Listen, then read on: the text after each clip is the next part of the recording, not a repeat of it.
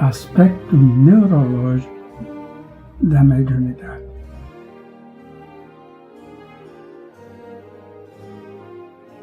O mecanismo mediúnico é tão antigo quanto a humanidade.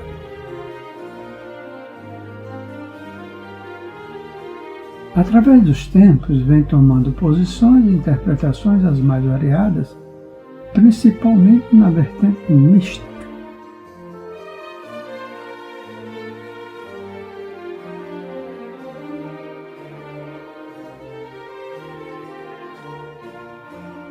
Foi realmente a codificação kardeciana, em meados do século XIX, quem pontificou o processo em equações lógicas e posições científicas.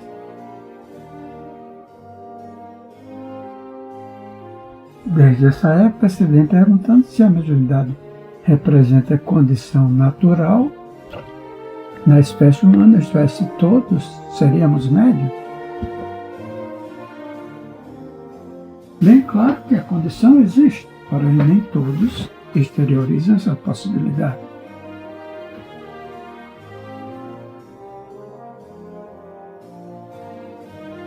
Daí as diversas posições, desde os mais simples graus de sensibilidade de difíceis definições às posições mais ostensivas, que permitem a rotulagem de autênticos médiuns ostensivos.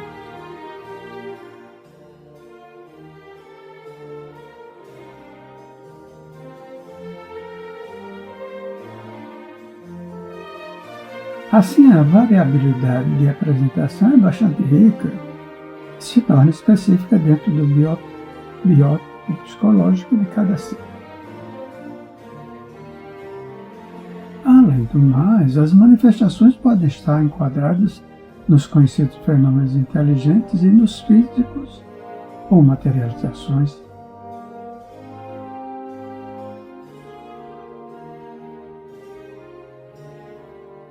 Consideremos simplesmente o mecanismo mediúnico, habitualmente rotulado de incorporação.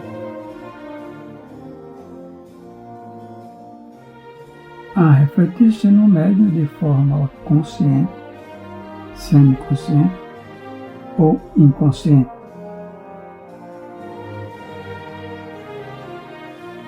Por ingerência do campo cerebral, a zona de manifestação do fenômeno.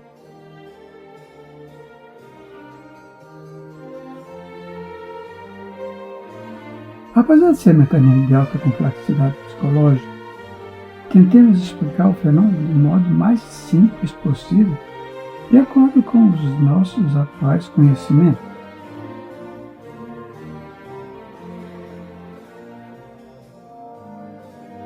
André Luiz Spigel nos fornece um esquema bem ajustado quando descreve o fenômeno.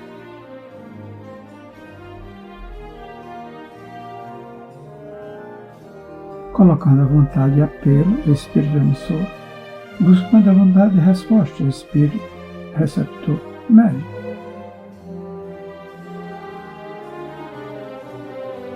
Quando esses dois campos vibratórios se interagem, que se dá comumente de perispírito a perispírito,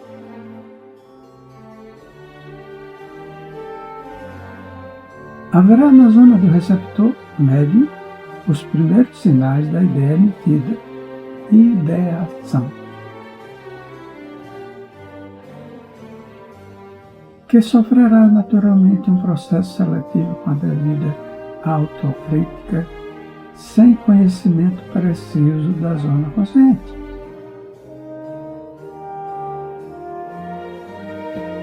Isso porque, de maneira estrutural específica, elaboração desconhecida, a condição ética e moral do médium interferirá de modo automático,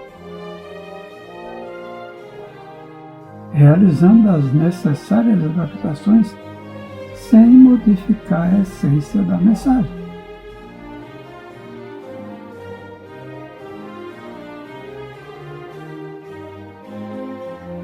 O que vale dizer que o fenômeno mediúnico sempre traz consigo o colorido anímico do médium,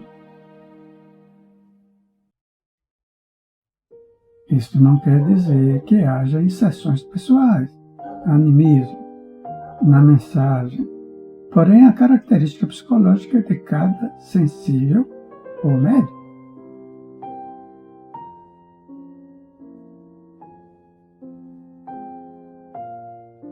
Após tal complexo mecanismo no setor cerebral, a expressão da mensagem vinda de dimensão mais avançada das elaborações perispirituais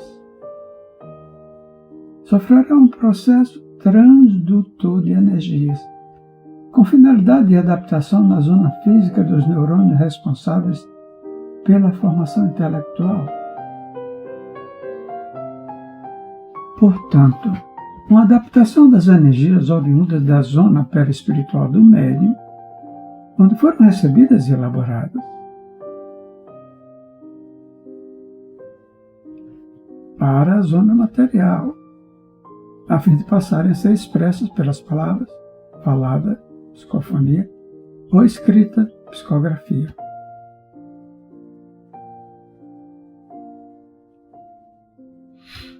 A mensagem ou onda magnética de pensamento seria elaborada e adaptada pela glândula pineal,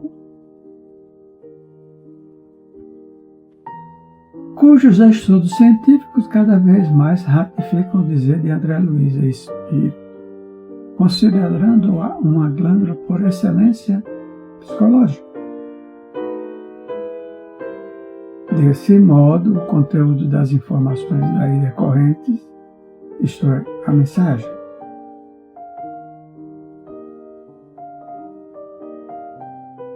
obedeceria aos impulsos neuroquímicos na zona cerebral, em seus especializados departamentos.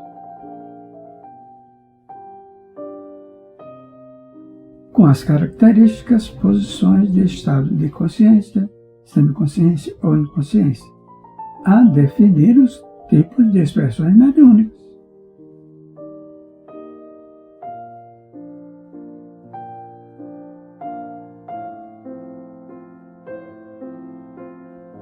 Temos como certo, com a opinião de alguns pesquisadores, que as transformações energéticas em específicos departamentos da glândula pineal dar-se-iam a expensas de cristais hidróxido e apatita,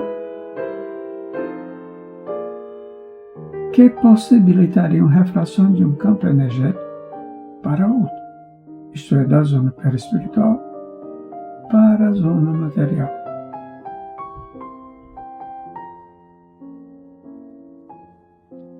Bem claro que ainda necessitamos de muitas pesquisas e observações ligadas à biologia molecular.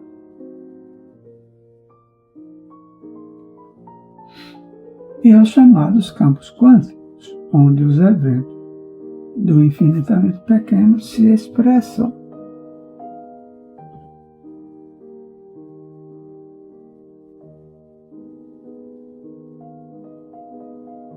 Além das variedades e graus de apresentação mediúnica neste setor, devemos considerar a participação do médium de um modo ativo ou mais passivo. Com isso, querendo dizer que o médium passivo recebe a mensagem com passividade daquilo que lhe é oferecido sem prévio conhecimento da mesma. O grupo que podemos considerar dos ativos busca, geralmente, de modo consciente, sintonia com as correntes superiores de pensamento.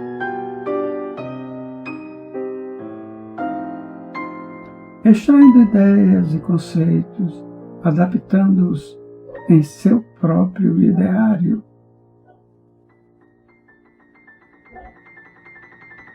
Representando-os, até para alguns, como criações de seus próprios pensamentos.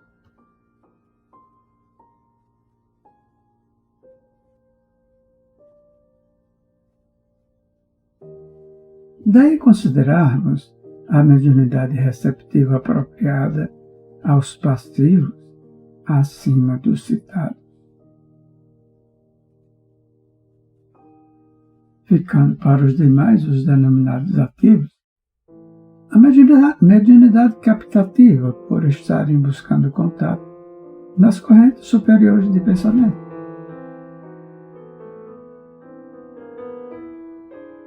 O processo final desses blocos energéticos, captados ou recebidos, terá suas respectivas elaborações,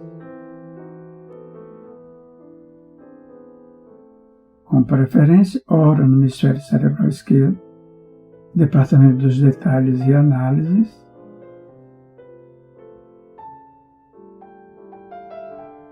ora no hemisfério direito, zona da síntese, ou visão de totalidade onde se expressa grande parte das intuições.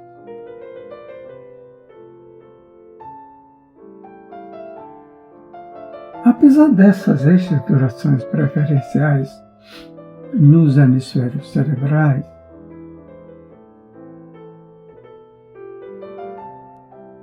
todo o conteúdo elaborativo de ideias e pensamentos realiza-se em conjunto, com predominância de um setor sobre o outro.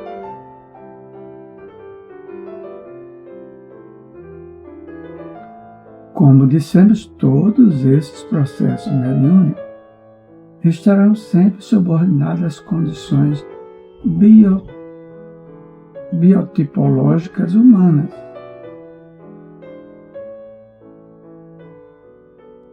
Em suas duas variedades básicas, dos extro e dos introvertidos.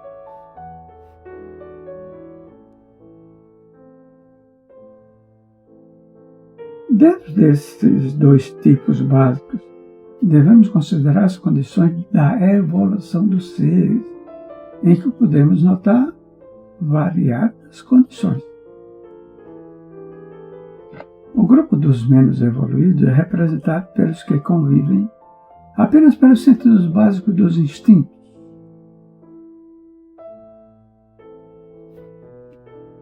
Seguindo-se os mais avançados na evolução, tendo predominância pelas paixões e emoções descontroladas.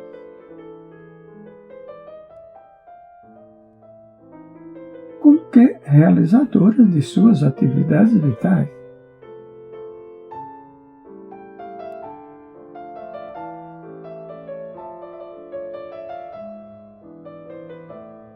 Os que vão mais além no processo evolutivo são demarcados pelos lastros intelectuais.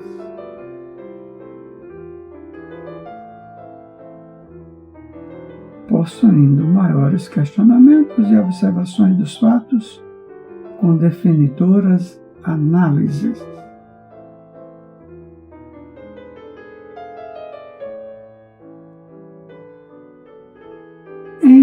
Em degraus mais avançados de evolução, estariam os que convivem mais assiduamente com o processo intuitivo, em que criações denotam específicas sensações de difíceis análises.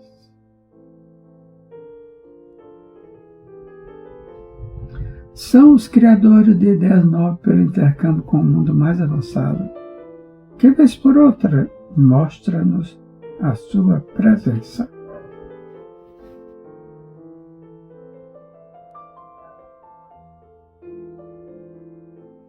É preciso que se compreenda a grande variedade que o processo mediúnico a miúdo demonstra e, muitas vezes, com combinações tais que dificilmente se torna definir a sua estruturação, e classificação. Neste pequeno exórdio sobre mediunidade, mostramos apenas uma de suas vertentes, com coloridos científicos de nossos atuais conhecimentos. O seu estudo, assambarcando as suas diversas angulações, de modo lógico e preciso, encontra-se no conhecido O Livro dos Médiuns, de Allan Kardec.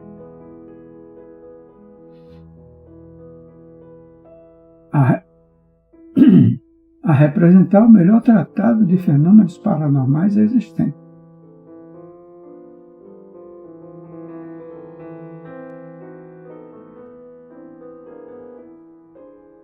Jorge André dos Santos. Presença Espírita, novembro, dezembro de 2004.